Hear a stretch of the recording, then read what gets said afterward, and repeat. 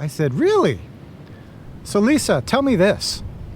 Take away L, take away I, take away S, take away A. What's left?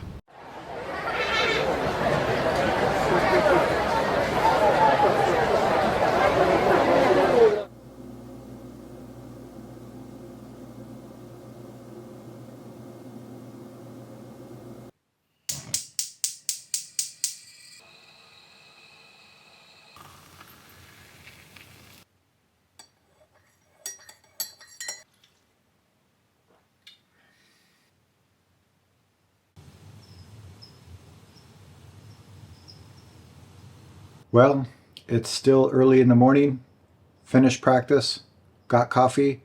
I think I'm going to head off early for the hike today. If you want to see where I end up, follow me.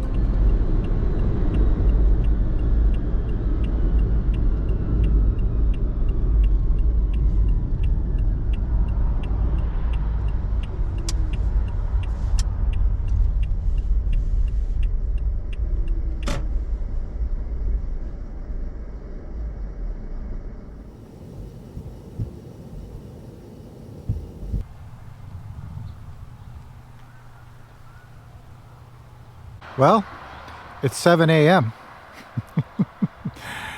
So we have about an hour until that gate opens. So I think I'm going to see if there's another way in. Let's see. By the way, this is where we ended up. Cowell Ranch Beach.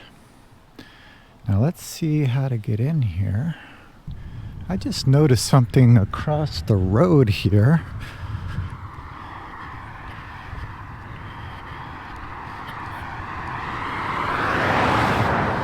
Let's see what this is. I'm not sure how to say that. Damanata Vihara? Has anybody heard of this place?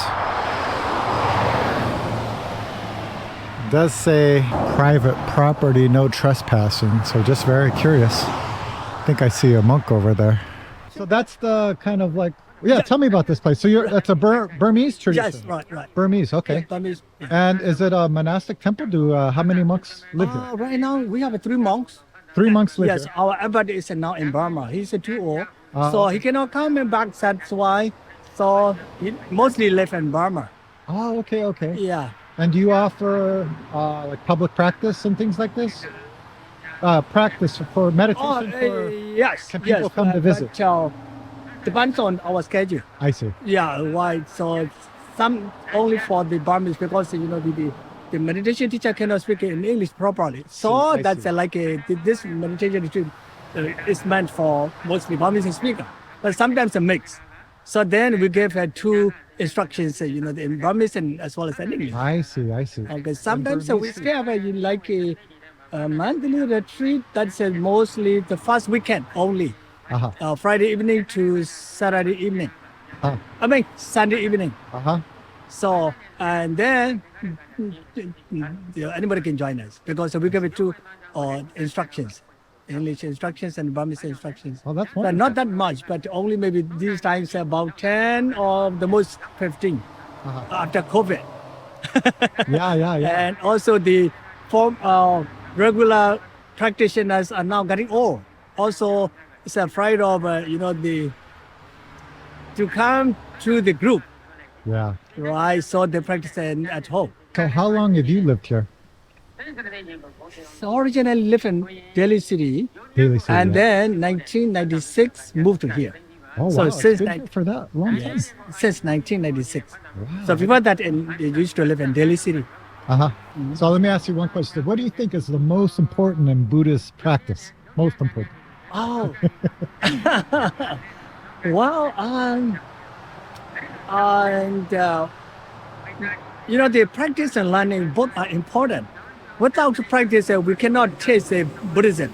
Without learning, we cannot know the what is the real Buddha's teaching. Or we here practice vipassana meditation only.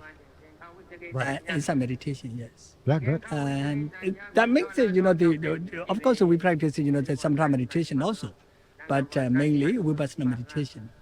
So, and that can be practiced by anyone, Yeah. Buddhist or non-Buddhist, That's right? Yeah. Not only for the Buddhists actually. So, for this meditation, so anybody can, everybody is welcome. Yeah. They don't need to change their religion, right? So the only thing is to know the technique and to practice. So and the Dharma means nature, right? So everything is nature. So to learn that to know the Dharma, that if we know the Dharma, that means we know the nature. Nature is for all, not only for the Buddhists. Right. I guess if you look at the Buddha, he didn't practice Buddhism. Right? He practiced meditation. Exactly. And right. So, and even though it's a called Buddhism, but his teaching is not only for the Buddhism, but it's the Dhamma is for it's nature. Yeah. So we need to know, our own ourselves, right? Yes. And then the nature around us, the nature of ourselves. So if we know that the nature, and then everything is the same. All right. Very wonderful. Yeah. Thank you so much. You're welcome. Yeah. Very wonderful to meet you. All Okay. right. Have a good day. Yeah. Okay. Bye-bye. Okay. Enjoy your Thank you. thinking. So Thank you. maybe about maybe 8 a.m. Yeah, I think 8 Yeah, 8 a.m. yeah, 8 a.m. They open up, so it's I pretty think- close. Yeah. And if you want to go to the beach, you can park here.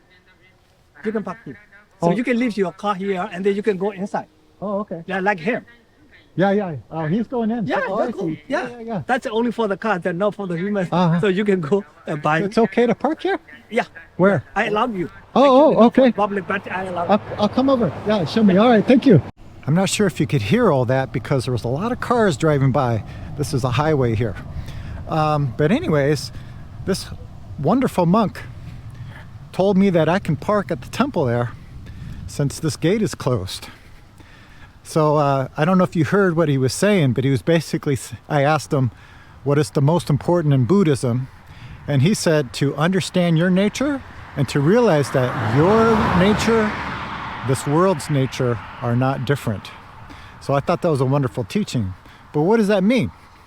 How do we put that in action? How do we use it in our lives?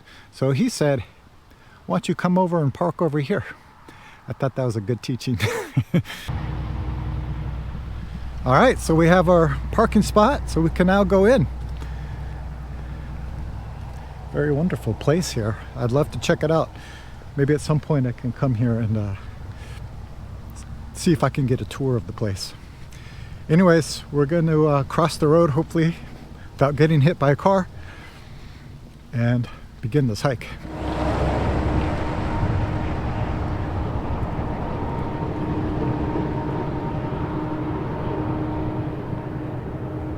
This monk told me just push the gate open and go right through, so I think we're going to do that.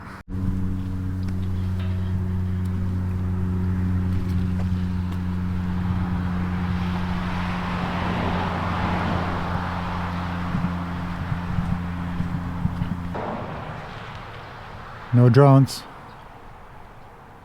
No dogs. Clear.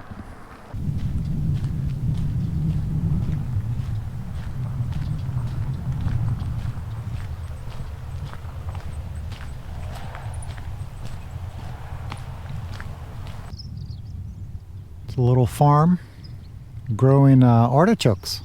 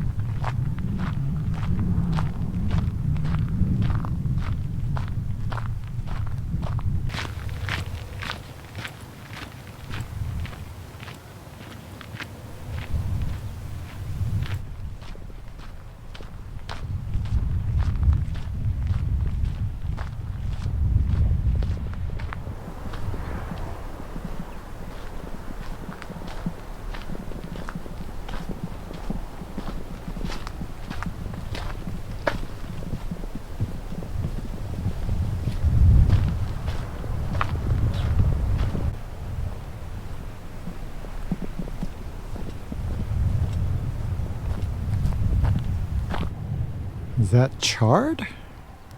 Kale?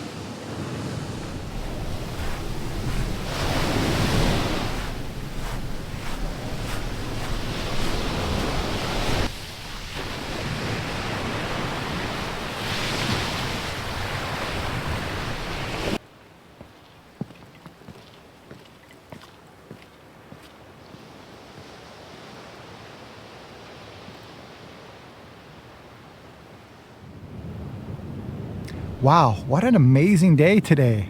I'm so glad I left early. It's so quiet here.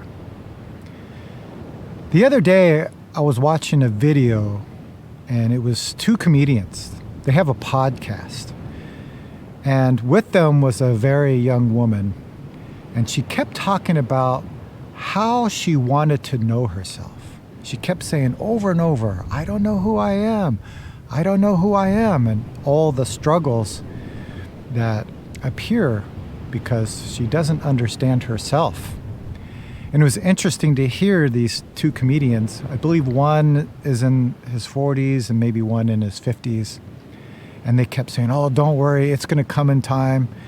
I think the man who was around 50 or so said, I didn't know until I was in my 30s of who I am. I thought that was very interesting. When we think about this, who am I? What am I? What comes up? When I was in elementary school, I didn't feel like I completely fit in. I wasn't that much into sports. I didn't do too many activities after school. I wasn't very popular. I knew people, and I was friendly to people, and people were usually friendly to me. But it always seemed like everyone else knew who they were, and they seemed happy. And I did not know who I am, so there was some dissatisfaction that I was growing up with. It wasn't until I was around 13 years old I discovered music. And that was an amazing experience. It was finally, there's something that I can call me. This is who I am. This is what I am. I'm a musician. I am music, and music is me. And it felt really good, really complete. It was a way I can also express myself. So I had this idea about, finally, I am this thing, I am this musician. Many years, even into my 20s. And I always had to play music. If I wasn't playing music, something inside was missing. So I always had to play, and if I wasn't playing, I didn't feel complete. So I talked about this in my book, so you can probably read more in detail. When I was living in Seattle, I was married. I was around 23 years old. I went to an audio engineering school, and immediately after school, I got jobs in the recording studios. And I felt like everything was good. Everything was complete. I was happy. I know who I am. And then, as life does, things started to fall apart. I lost my job at the recording studio. My relationship wasn't doing so well. I started to get a lot of pain in my hands when I played guitar, and that really started to frighten me. What if I can't play? So as time went on, I started to, the only word I can think of is go a little crazy. I was very confused. A lot of anger and frustration was appearing because of all of these things were changing. And so I remember I had another job I was doing part-time. And a friend of mine told me, you know what, I think you should probably see a therapist. And I immediately thought, therapist? No, that's not necessary. Therapy is for crazy people. And she really kind of got a lot of energy and looked at me and said, that's not true. But if it is true, you're crazy right now. So I decided to give it a chance. This person sounded interesting, this therapist. She blended kind of an Eastern and Western style, I guess. She did some kind of practice. I wasn't quite sure what it was. But I remember having a few sessions with her by myself, talking about all of these things that were changing. My ex-wife at the time and I did a couple sessions with her, and it was pretty clear at that point we were going to separate. And I remember wanting to see this therapist one more time, just to say goodbye and thank her for everything she's done. So I was by myself at the session, talking to her, saying goodbye. And she said, well, before you go, I wanted to ask you something. You're always saying that music is you and you are music. So what percent of music is you? And immediately I said, 90%. She said, really? That's very interesting. Let me ask you this. If you're not playing music, what are you? And I completely froze. I couldn't answer. And it was almost embarrassing. Like, I should know who I am. But if I'm not playing music, then who am I? What am I? And I told her, I don't know. And she said, perhaps you should investigate that. And the first thing I thought of was meditation. So that's how I got into meditation practice. And I think it was really important to see, we're all doing this. We think we are a musician or a doctor or a son, a father, a mother. Maybe we're a scientist. Maybe we're a student. Maybe we're a good person. We have all of these ideas of ourselves. But what are we really? Who are we? Woo! I guess the sun's coming out. Let's see if I can turn a little bit here. When I was a monk at the Providence Zen Center, I used to give tours to schools. So high schools would come, elementary schools would come, sometimes churches would come and visit the Zen Center. I would show them around the building and then give some kind of talk. And one talk really stood out. I was talking to high school students, and it was the similar subject about who are we really?